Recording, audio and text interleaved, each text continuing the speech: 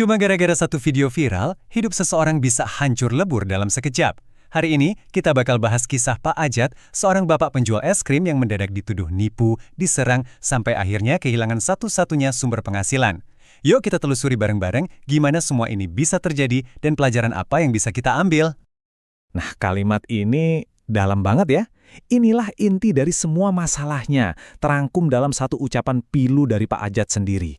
Ini tuh bukan cuma soal es krim yang dihancurin, tapi ini soal martabat, soal harga diri, dan soal mata pencaharian yang direnggut paksa. Oke, jadi gimana sih awal mulanya semua ini? Seperti kebanyakan drama di era digital kita sekarang, pemicunya ya apalagi kalau bukan video viral.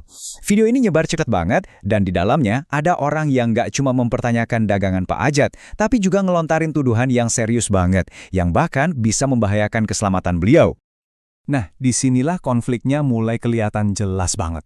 Di satu sisi ada tuduhan di video yang bilang es krimnya itu palsu, dibikin dari spons. Sesuatu yang kedengerannya aja udah aneh dan berbahaya kan? Tapi di sisi lain, Pak Ajat ngejelasin kalau yang beliau jual itu ya es kue jadul, es tradisional yang bahannya sederhana pakai gula aren. Jauh banget kan bedanya antara tuduhan serem itu sama kenyataan yang sebenarnya?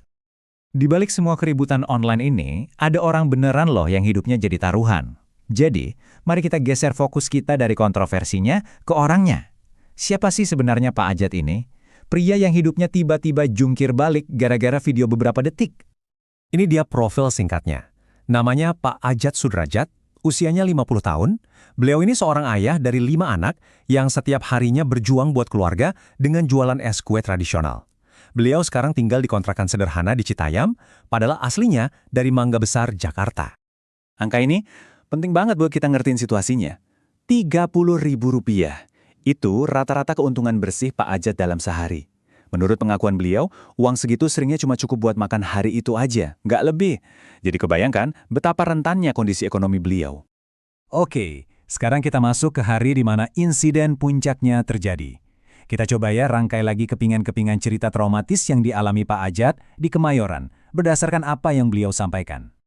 Jadi begini kira-kira kronologinya menurut versi beliau, semuanya berawal waktu beliau dihadang sama sekelompok orang yang langsung nuduh beliau jual es palsu.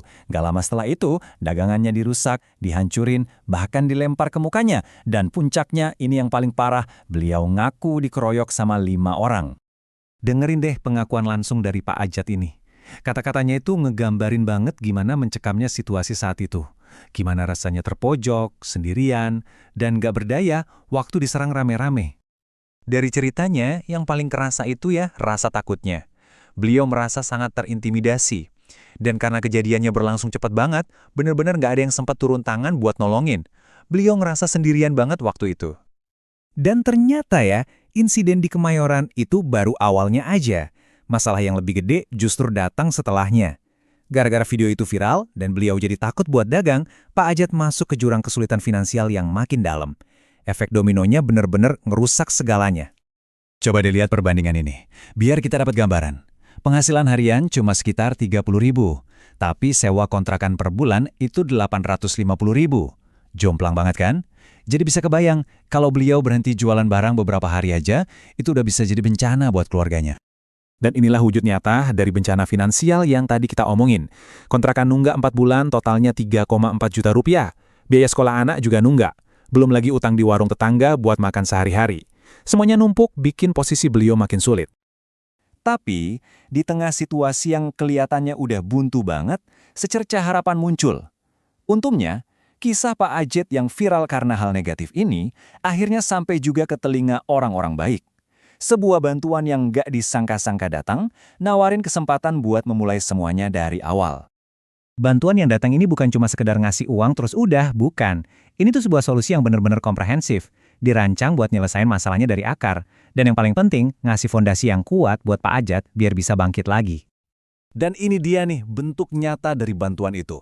Sewa kontrakan, dibayarin lunas buat setahun penuh. Bayangin leganya. Tunggakan sekolah anak, beres. Utang di warung, lunas. Nggak cuma itu, beliau juga dikasih uang tunai 5 juta rupiah buat biaya hidup plus modal buat mulai usaha baru. Ini benar-benar sebuah awal yang baru. Nah, yang keren dari bantuan ini, Pak Ajat juga diberdayakan buat mulai lagi.